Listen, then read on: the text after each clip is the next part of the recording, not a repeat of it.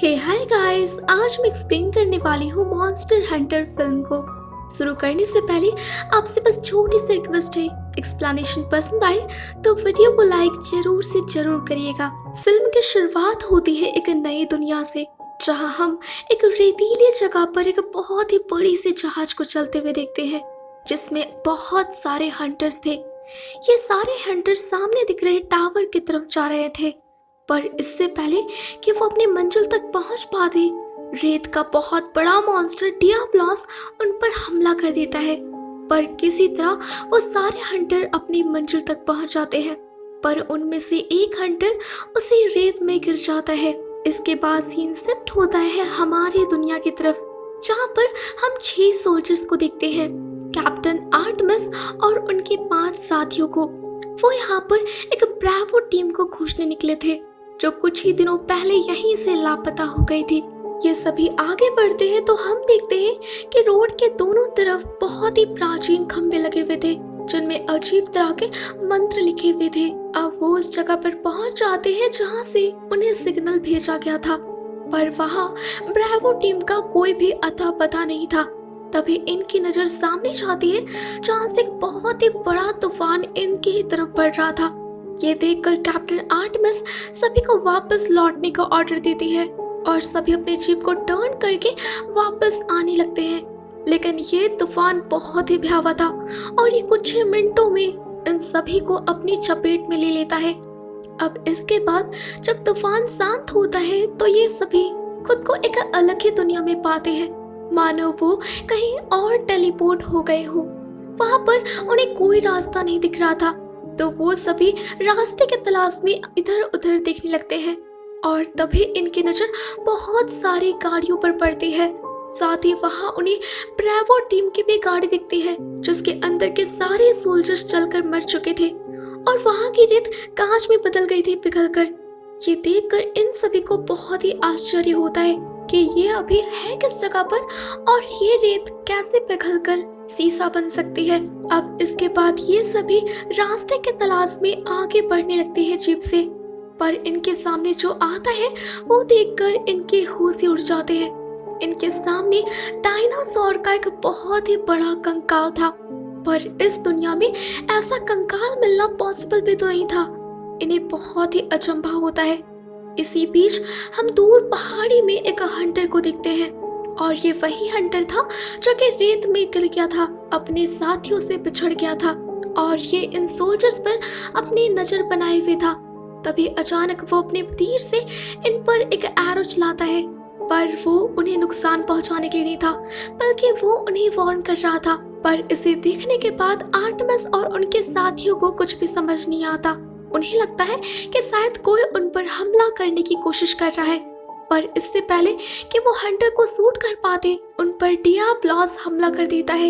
इतने बड़े से मॉन्स्टर को देखकर ये सभी काफी घबरा जाते हैं और अपनी जान बचाने के लिए जीप से भागने लगते हैं।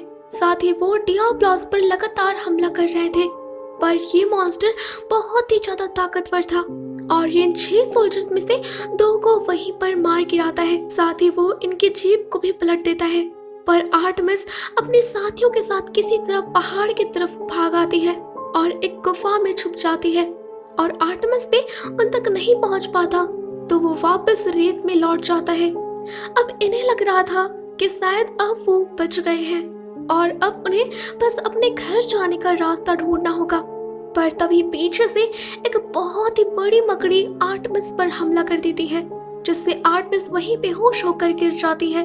अब यहाँ ये तीनों कुछ समझ पाते इससे पहले मकड़ियों का बहुत बड़ा झुंड इन पर हमला कर देता है, तो ये तीनों अपनी जान बचाने के लिए वहां से भागते हैं। इधर ये हंटर भी इन तीनों की मदद करने के लिए उन मकड़ियों को मार रहा था, पर उनकी तादाद बहुत ही ज्यादा थी और चंद ही मिनटों में वो मकड़ियां इन तीनों को अपना शिकार बना लेती हैं। इसके बाद हमें आर्टेमिस को दिखाया जाता है, जिसे जब होश आता है तो वो खुद को एक गुफा के अंदर पाती है और वो मकड़ियों के जाल में फंसी हुई थी। वो वहां से बाहर निकलती है तो उसे अपने साथियों की लाश दिखती है, जिसे कि उन मकड़ियों ने मार दिया था। वो आगे की ओर बढ़ने लगती है यहाँ से निकलने के लिए, तभी उसे उसका एक साथी मिलता है जो कि अभी भी जिंदा था, पर उसके शरीर में मकड़ियों ने अपने अंडे दे शरीर से बहुत सारी छोटी मकड़ियां निकलने लगती है और वो आर्टेमिस के उस साथी को भी मार देती है। अब आर्टेमिस इस गुफा से निकलने की कोशिश करती है, पर तभी एक बहुत ही बड़ी मकड़ी उसका पैर पकड़ लेती है। पर किसी तरह आर्टेमिस उस मकड़ी को जला देती है और उस गुफा से बाहर निकल जाती है। यहाँ वो देखती है कि सिर्फ इस जगह पर एक गुफा नहीं बल्कि ऐसे कई सारे गुफाएं थी इन मकड़ियों की। साथ ही वो यहाँ ये भी नोटिस करती है कि ये मकड़ियाँ रोशनी में आने से डरती हैं। अब इसके बाद आर्टेमिस पहाड़ में रहना सीख समझती है, तो वो पहाड़ की तरफ चढ़ाई करने लगती है। जैसे जैसे आर्टेमिस पहाड़ी की तरफ ऊपर बढ़ती है, उसे बहुत सारे टूटे हुए जहाज दिखते हैं और तभी वही हंटर आर्टेमिस पर पीछे से हमला कर देता है। यहाँ आर्टेमिस और हंटर की काफी लड़ाई होती है, पर हंटर आर्टेमिस को कैद कर लेता है और उसे अपने घर ले आता है। यहाँ हम देखते हैं कि उस हंटर ने एक गुफा के अंदर अपना घर बनाया हुआ था, जहाँ उसने पानी और खाने का इंतजाम भी किया हुआ था। अब इसके बाद हंटर कुछ देर के लिए बाहर जाता है और इसी का फायदा उठाकर आर्टेमिस खुद को छुड़ा लेती है। और जैसे वो हंटर वापस आता है तो वो हंटर पर हमला करके उसे बंदी बना लेती है। यहाँ आर्टेमिस को बहुत प्यास लगी थी, तो वो पानी पीने जाती है, पर हंटर उस पानी को ही गिरा देता है, जिससे आर्टेमिस को बहुत गुस्सा आता है। यहाँ हंटर खुद को छुड़ा लेता है, जिसके बाद आर्टेमिस और हंटर की काफी लड़ाई होती है। वो दोनों लड़ते हुए उन मकड़ियों के गुफाओं तक पहुंच जाते हैं और हंटर एक मकड़ी की गुफा में गिरने ही वाला था, पर तब आर्टेमिस उसकी मदद करती है, उसे उस गुफा से बाहर निकालती है। यहाँ आर्टेमिस हंटर को समझाती है सारों में कि वो उसके दुश्मन नहीं है, बस उसे उसके घर जाना है। यहाँ आर्टेमिस हंटर को चॉकलेट देती है खाने के लिए और हंटर भी आर्टेमिस को पानी देता है। यहाँ इन दोनों को एक दूसरे की भाषा समझ नहीं आ रही थी, पर फिर भी ये इशारों में बात कर ले रहे थे।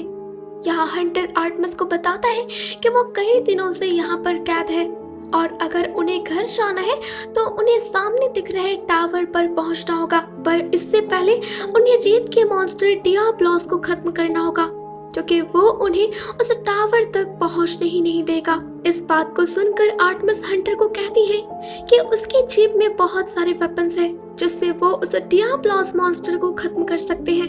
पर यहाँ हंटर के पास एक अलग ही प्लान था। प्लान ये था कि वो मॉन्स्टर की मदद से दूसरे मॉन्स्टर को खत्म करेंगे। मकड़ी के पॉइजन से वो डियाब्लोस को खत्म कर देंगे, जिसके बाद आर्टेमिस शाम होते ही मकड़ियों के केव के पास चली जाती है और जैसे वो मकड़ियां निकलती है तो वो आर्टेमिस के पीछे भागती है और मौका देखकर हंटर उनमें से एक मकड़ी को मार गिराता है, जिसके बाद वो उसका पॉइजन को निकालकर अपने तीर में जोड़ देता है। हंटर आर्टेमिस को अपने वेपन्स को यूज करना सिखाता है और उसे ट्रेन करता है। अब ये दोनों डियाब्लोस का सामना के लिए बिल्कुल तैयार थे, तो वो उस रेत में जाकर डियाब्लोस को ललकारते हैं। जैसे ही डियाब्लोस बाहर निकलता है तो मौका पाकर हंटर उस पॉइजन को डियाब्लोस की आंख पे डाल देता है, जिससे मॉन्स्टर को कुछ भी साफ नहीं दिख रहा था। यहाँ आर्टेमिस अपने वेपन से उस डियाब्लोस पर हमला कर देती है, पर इससे उसे कुछ भी नहीं होता। तब हंटर अपनी बड़ी सी तलवार को डियाब्लोस के माथे पर घुसा देता है, पर यहाँ डियाब्लोस उस हंटर को दूर उठाकर फेंकता है। अब यहाँ आर्टेमिस ही बची थी और उसे ही इस मॉन्स्टर का सामना करना था। आर्टेमिस उस मॉन्स्टर के सर पर चढ़ जाती है और उस तलवार को और भी ज्यादा अंदर घुसा देती है, जिससे उस डियाब्लोस मॉन्स्टर की वहीं पर मौत हो जाती है। मॉन्स्टर के मरने के बाद आर्टेमिस उस हंटर के पास जाती है, जो कि अभी तक जिंदा था। ये देखकर आर्टेमिस मॉन्स्टर के स्किन को काटकर उस पर हंटर को लिटा देती है और उसे खींचते हुए उसी टावर की तरफ जाने लगती है। पर एक बार फिर से वही तूफान शुरू हो जाता है, तो आर्टेमिस हंटर के साथ एक जगह पर रुक जाती है। जैसे ही सुबह होती है तो हंटर को होश आ चुका था, जिसके बाद वो दोनों उसी टावर की तरफ बढ़ते हैं। जैसे ही वो उस जगह पर पहुंचते हैं तो वहाँ पर बहुत ही हरियाली थी। एक जंगल था जहाँ बहुत सारे जानवर पानी पी रहे थे। यहाँ आर्टेमिस को प्यास लगी थी। वो जैसे ही पानी की तरफ बढ़ती है तभी पानी के अंदर से एक मॉन्स्टर निकलकर उस पर हमला कर देता है, पर हंटर उसे मार गिराता है, जिसके बाद वो दोनों मिलकर उस हंटर की बॉडी को पकाकर खाते हैं। पर जैसे ही रात होती है तो एक उड़ने वाला मॉन्स्टर राटलो उनके ऊपर से गुजरता है, जिससे उस जंगल में रहने वाले मॉन्स्टर में अफरा तफरी मच जाती है और सारे मॉन्स्टर्स दौड़ने लगते हैं। इसके चपेट में आर्टेमिस और हंटर भी आ जाते हैं। पर इससे पहले कि वो उन मॉन्स्टर्स के पैरों कुचले जाते, वहां पर हंटर के बहुत सारे साथी पहुंच जाते हैं जो कि इन दोनों को बचा लेते हैं। और ये वही थे जो कि फिल्म के स्टार्टिंग में टावर तक पहुंचने में कामयाब हुए थे। इनका लीडर एडमिरल था और वो आर्टेमिस की भाषा को बोल पा रहा था, पर वो आर्टेमिस को कैद कर लेता है क्योंकि वो पृथ्वी से आई हुई थी और हंटर भी उसके लिए कुछ नहीं करता। आर्टेमिस किसी तरह खुद को वहां से छुड़ाती है और वहां से भागने की कोशिश करती है, पर तभी उसके सामने एक बहुत ही बड़ी सी बिल्ली आ जाती है जो कि उनकी सैफ थी। यहाँ ये बिल्ली उसे मारने ही वाली थी, पर हंटर आर्टेमिस को बचा लेता है और वो उसे एडमिरल के पास ले जाता है, जहाँ एडमिरल आर्टेमिस को पूरी बात बताता है कि वो असल में यहाँ पर कैसे आ गई। आर्टेमिस बताता है कि पहली सभ्यता के लोगों ने इस टावर को बनाया था ताकि वो एक दुनिया से दूसरी दुनिया में टेलीपोर्ट हो सके, और ये जो इतने सारे मॉन्स्टर्स हैं वो इसी टावर की रक्षा करते हैं। पर रैथलॉस मॉन्स्टर के कारण ये टावर अच्छे से काम करना बंद कर चुका है और इसी वजह से ये तुम्हारी दुनिया के लोगों को यहाँ पर टेलीपोर्ट कर रहा है, और अगर हमें इसे रोकना है तो हमें रैथलॉस को मारना होगा, और इसी वजह से हम सारे हंटर यहाँ पर आए हुए हैं। इन बातों को सुनकर आर्टेमिस को सब समझ आ जाता है और वो डिसाइड करती है कि वो इन हंटर्स की मदद करेगी रैथलॉस को मारने में। अब इसके बाद ये सारे हंटर और आर्टेमिस टावर के सामने पहुंच जाते हैं, पर इससे पहले कि वो आगे बढ़ते रैथलॉस इन पर हमला कर देता है जो कि अपने मुंह से आग उगलता है।